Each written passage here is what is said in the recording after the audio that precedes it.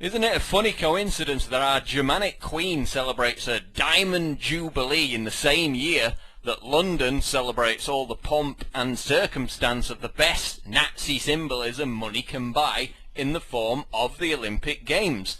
Not only were the famous Olympic rings first popularized by the Nazis during the 1936 Berlin Olympics, but the torch procession was actually invented by the Nazis.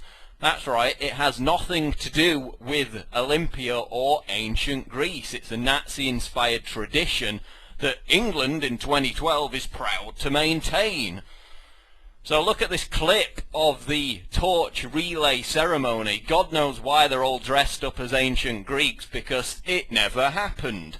It's just another good excuse to perform a mock pagan ritual and broadcast it on worldwide television. And not only are we looking forward to carrying on the tradition of Nazi symbolism here in Great Britain with the Olympic torch procession, we're also carrying on the Nazi tradition of how we treat protesters who dare to use any of the Olympic events to draw attention to their cause. The UK government is issuing banning orders that threaten recipients with 5 years in jail if they come within 100 yards of any Olympic event. It's a level of paranoia that increases the closer the Olympics gets. But Londoner Simon Moore won't get anywhere near the Games.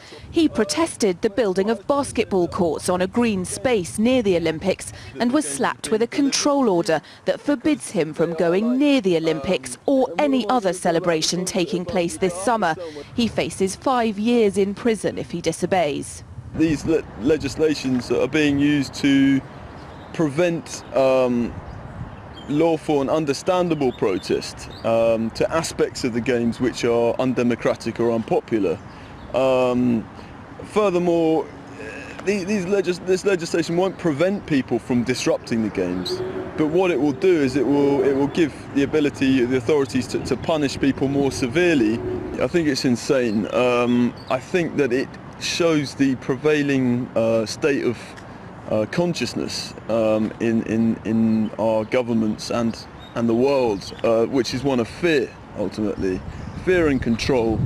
Luckily for Simon, he doesn't live near the stadium, but woe betide anyone who does. So, just as in 1936, when the torch procession was met with protests which, quote, were put down with traditional brutality by quaint local security services, as Tom Chivers notes in the Telegraph this week, anyone attempting to use the 2012 procession to draw attention to their cause will be similarly treated. And you know, in order to clean up the streets before the 1936 Berlin Olympic Games, Hitler merely threw all the undesirables and political dissidents in detention camps, which is exactly what will happen to anyone who breaks these banning orders.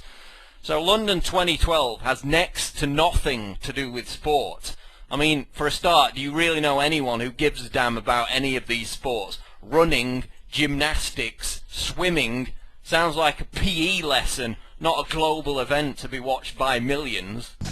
1500 metres cram, and not a lot happening. Quite unremarkable. Oh, good, someone's fallen. So I asked the question, really, why do people care about the Olympic Games?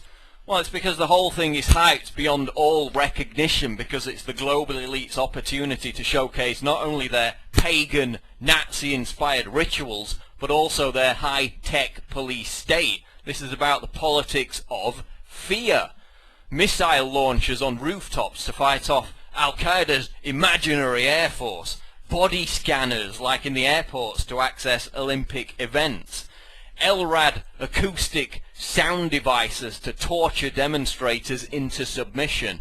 Protesters being threatened with these banning orders and rounded up beforehand. This is one giant fear-mongering spectacle. It's a police state showcase for the authorities to remind us that they're the boss. This is one humongous psychological warfare attack. And just like the Queen's Diamond Jubilee, I reject this as part of my culture. I'm calling it out for what it is, and I refuse to have any part of it. Hip, hip, hooray! And hear the word of the Lord.